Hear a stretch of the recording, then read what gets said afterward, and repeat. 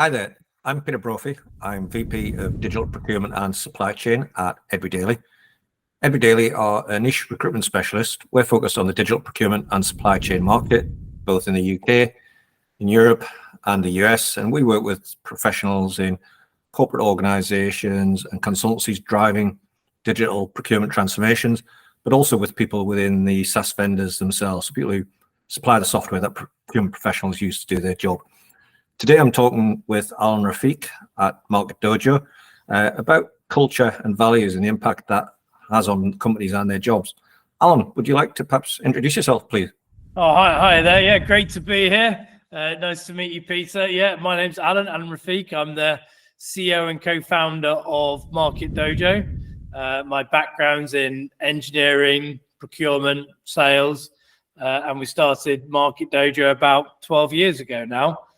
With a view to helping procurement professionals with managing their data and their costs and their risk. What I wanted to talk to you today was really about culture, employee values, and really how the organization is perceived by its own people. As a recruiter sitting on the outside, we're acutely aware of this, that this has a major impact on how organizations both resource and retain their people. I mean, as a recruiter, yeah, if an organization has a really bad reputation, that gets out there and we find it very difficult to recruit for them. But equally, if an organization has a really good reputation and their people are engaged, they're on board, there's a good supportive culture, good work-life balance, etc., it's actually very difficult to tempt people out as a recruitment person. And as part of that, I've been doing some research, and we looked at Glassdoor, which is one of the well-known tools where employees and ex-staff can self-report in terms of how they found the organization in terms of its culture, its senior managers, etc. And when I was looking through the procurement technology sector, a couple of organizations really stood out, and yours was one of them. Yeah, Market Dojo had, it had really high levels of engagement, a great culture. People were very positive about the organization. I think of all the reviews on there, you guys got 5 stars and everything. I think there was just one review that had 4 stars. Everything was really positive, and particularly you got 100% CEO approval, and the business got 100% rating for the future. First of all, were you aware of this, Alun? Yeah, I'm not quite sure how we did that. I mean, we understand that there's Glassdoors there, and we see comments there. We lightly monitor it, and we try to reply to anything that comes up. We have a lot of internal communication, regular chair sides with all our employees to try and understand any challenges that come up. I mean, for example, I think one of the comments that might come up is around our office location. It's a bit rural. We try to mitigate things like that by having a nice office. It's a big office. We've got a breakfast bar, we have office snacks, we have a pool table, hybrid working, remote working. So, you've got to listen to what you hear and respond to it in a way that tries to take into account everyone's opinions, which isn't always easy, but we do try to take account of that. Do you think then that's why your ratings are high, then that you've driven that culture, that by the sounds of the senior management team, yourself included, are really bought into this, are they? Yeah, I think one of the comments sums it up nicely, where they said that Market Dojo feels like a family, and we've always tried through all parts of our organization to focus on the culture, and we have many streams within the company around we have a social secretary, we have a kind of someone focused on well-being. So we try to drive that culture through the company at all levels, really. I was going to ask you how you've driven a supportive culture and how you work as a team, but what I'm interested in, do you set this as part of your values within the organization? Do you have a specific set of values that everyone looks to work to? Yeah, I mean, we've always looked at the culture, and part of the interview process, and as we've grown, we've had to adapt that. When we were very young, with only a few people, or 5 to 10 people, we used to have all the recruits kind of walk around the office who'd been interviewed, and everyone got to ask them a question, which ended up with some quite embarrassing questions at the time. So you got to be a bit careful of that. Yeah. So we really do try that. We try to have one of the founders involved with each of the interviews that come up. And we also encourage, a lot of honest and open communication within the company. So it is the fit for the business is a very important part of our recruitment process. Yes. Was that? I know you one of the co-founders of the business. Was that with you guys' prior experience in larger organizations? And I'm just thinking that some large organizations don't engage in the same way, do they? Sometimes, and it can be very political. For example, was that partially due to prior experience, or is that just how you guys are? Yeah, I think, in all fairness, I think I'm very lucky. I've got a couple of co-founders who are, we're all very dedicated to the business. I started Market Dojo 12 years ago with 2 co-founders, and we thought we'd play a bit more golf. But none of us ends up on the golf course. I think I've played golf about 5 times. Which is quite common from business owners, I found. But we're all very dedicated to business and growth and retaining the staff, and we've always been that way, really. And that comes from a place of we really enjoy where we work, and we want everyone else to enjoy that as well, and that kind of drives the values of the team that we all live this. Do you think that culture's changed as you've grown? Because obviously I guess you were just the 3 of you initially. What size business are you now? Again, yeah, we're over 30 people now, which is fantastic. The culture must have changed a little bit from when it was the 3 of you to how it is now. Yeah, it's you have to adapt and you have to change. As I mentioned, when we were very young, we'd walk prospective candidates around the office, and everyone got to ask us some questions. And as you grow, not all these things are sustainable. So you need to find new ways to embed your culture. We have regular team meetings every month where we're very open about the position of the business. I remember during COVID, we were very open to the fact that our policy was to make sure we made it through COVID and ensuring we have all the staff. That was our mantra. We're going to pull through this with all our staff. And that was very key to us. We're now part of ESCA, which, when I tell people about how it's been since ESCA bought just over 50% of the business, I'm a bit surprised by how many people are surprised by how good the story is. ESCA is a French company. They specialize in order to cash and P2P, and they purchased us with a view to making an S2P solution. And on the technology side, we fit very well into, they have like this, and we fit into what they need. We're the sourcing part of their P2P business to make S2P, but on top of the technological fit, there is very much a cultural fit in terms of how we treat our employees, how we engage with them, how we, look at the business with respect to risk and not taking too many risks.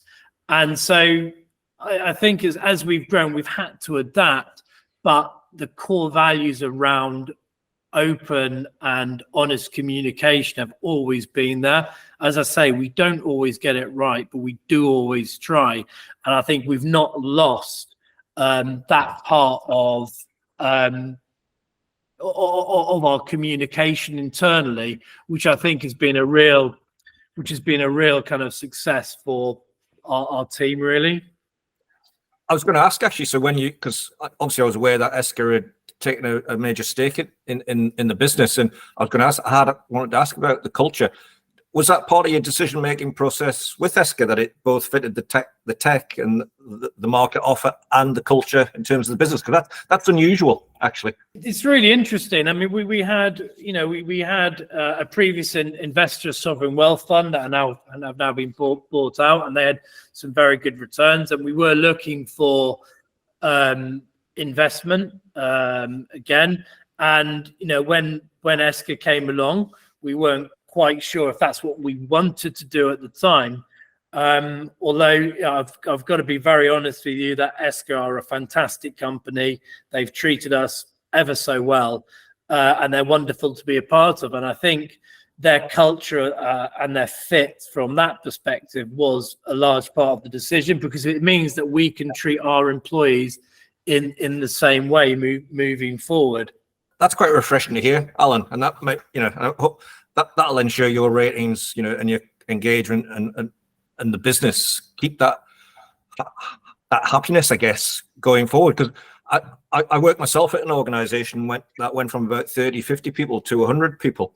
And the roles change, don't they? Some of your original people become senior managers. You bring people in, but they tend to be more specialized than they would have been historically. And I think, obviously, it's a challenge, and the culture will change slightly. But I think if you keep the communication channels open and fair and equitable, that will remain. It's really important for the leaders in the organization, such as our co-founders, to have a regular dialogue with the whole business, which also supports the senior leadership team in their engagement with the business. So everyone knows that the values for the business come from the top down, other than removing ourselves from the business and just leaving the day-to-day running with the senior management team. To having that regular contact from all levels ensures that culture and the desire to do things right is driven to the whole side of the business. So, I mean, as an example, we've never hidden our phone number on the website. We've always had live chat. We answer live chat requests within, I think the estimate, I think, is about 8 seconds. And that by treating our employees right, they in turn treat our customers right. We don't put too much pressure on our employees, which doesn't put too much pressure on our customers, which ends up then as an internal, the net promoter score for our business comes out and shows, reflects that the net promoter for our business is very good. And I think in a large part it's because of how we treat our employees. It's interesting, isn't it? That leads me on to my next point, because many organizations, as a recruiter sitting outside, sometimes I feel sometimes it might just be HR who are talking about cultures and values. But by the sounds of what you're saying, your values and the way you treat people is really impacting the service and benefits that your customers get themselves, and hence your success. So this has got a real, I hate to say economic return, but it's got a profit. There's a profit to this, isn't there? Yeah, I think that there's a lot. I read an article the other day about, a lot of people focus on just the customer kind of scores, but I think, focusing on some of these internal metrics with the employees, you have happy employees, I think you'll get happy customers, as long as you've got the right processes in place. So we know how important the customer reviews are, just as we know how important it is, and we have great customer reviews on, it's like the social currency of great customer reviews in Capterra or the Gartner Peer Insight reviews, really good. And a lot of the way that stems from, the Glassdoor reviews and how our employees see us. I think they're completely linked, and I think some businesses may underestimate how important those metrics are. It sounds like you're proof of this, and I haven't. Sorry if I missed it, but so you measure some of those things internally as well, do you, on an ongoing basis? Yeah. Yeah, we're a very kind of metric-driven organization in terms of a SaaS business. So externally, we measure all the metrics to do with the customers, net promoter scores, lifetime values, etc. Internally, customer satisfaction. We have we do annual surveys to see how the general morale is. As I say, we do lots of chair sides with the employees. Everyone has a chair side with their manager every couple of weeks. We do the regular team meetings, and we've just carried out an internal communication survey so we can help streamline the communication internally. And I say these are how we're having to evolve as the business grows to things happen, and we need to try and make sure that as we grow, we're still a business that's looking after the the employees. Absolutely. I mean, that sounds wonderful. When I looked at the Glassdoor reviews and I looked at what some other organizations did, I thought, you guys must be doing something differently. But it sounds like you really live in the values, both at senior management level, right down the company, and it's paying off for you. Have you used that to sort of improve how you resource the business and how you project your brand out to customers and to the world? It's an interesting question. I mean, we haven't per se used, Glassdoor in terms of that. We have that as part of the, we can refer prospective employees to the Glassdoor reviews. And I think that's really important. And that comes back round to attracting the right employees. And then that ends up in the kind of reviews on Gartner of the company. So, indirectly, yes, we use it.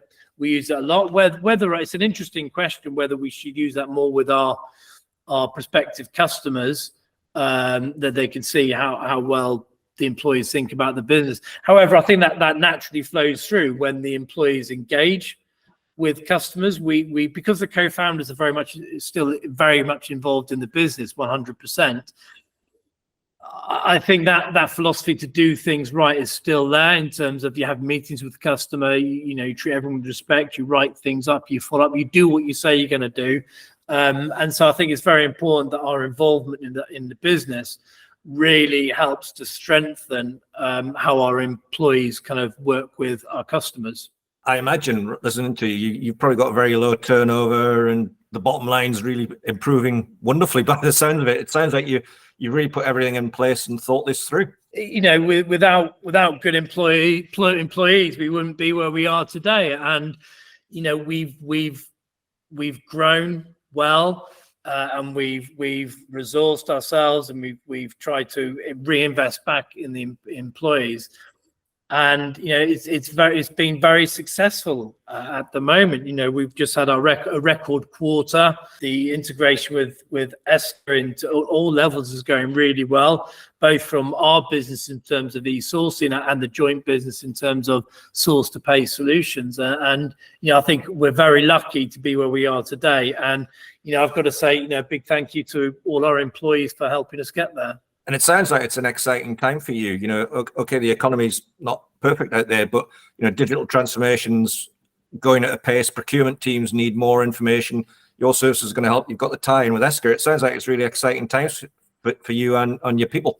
Yeah, I think it's been the past few years with Brexit, COVID, inflationary pressures have upped the game in procurement. So procurement are really the new heroes to maintain profits when sales are dropping. And I say that a few times, and I really mean that. They've been really heroes to the business, and because of what's happened, there's a real propensity for change now, and so we're finding that procurement is becoming a much more proactive function with the desire to use the right tools for the job, which means that we've got more opportunity to help companies manage their risk and their costs, which is fantastic. And I assume that the integration with Esker will give your team, your people, more opportunities to work more broadly as well. Yeah, in terms of as you expand the services you do jointly. Yeah, I mean that's a really good point. To maintain your employees, you've got to give them new challenges and new opportunities. And we've always said maybe more me than anyone else, but whenever anyone comes with an idea, I always say, can I be the CEO of your own idea? In other words, if you have an idea, well, work it through, find how it can happen, and let's do it. So a lot of things that happen today within the business are because people have ideas and we let them run with them. And you're quite right with the acquisition from Esker. There are a huge amount of opportunities with respect to working in different places in different ways with other people, and I think that's really important to encourage that rather than put people in boxes, because then people have the opportunity to grow. We invest in people's training, for example, and all these type of things, and I think that's really key to the reviews that you get internally and externally. And by the sounds of it, it's quite refreshing to hear. Actually, you're quite happy for people to take risks and make mistakes and get it wrong, because by letting someone be the CEO of their own idea, they're going to making mistakes, aren't they? You know, it's just what's going to happen. Yeah, I'm a big subscriber, and the biggest issue is actually not making a decision at all. I think decisions have to be made. Yeah, okay, sometimes you don't make the right decision or the best decision, and you have to iterate that, and that applies to myself and everyone in the business. And as I say, we try, and we don't always get it right, and we try to improve. As an example, we've done a lot of office-based things, but now we've got more remote workers, and we need to take account of the remote workers more in terms of making the quarterly dues, socials a bigger thing, for example, and you know, working with trivial benefits. So you just have to adapt to ensure that you focus on the employees. And I think the more I talk about this with you, I do realize that actually that focus on the employees helps the customers through just natural way of things. Yeah, it's interesting actually, because in recruitment, one of the first things you're taught, and this is a long time ago, there was literally a simple phrase called "smile before you dial," and it's a well-known phrase in my game, as it were. But unless you feel happy and you're enjoying what you're doing and you feel confident about it, you're not. That's not going to reflect well with the customer, is it? It feels different, doesn't it?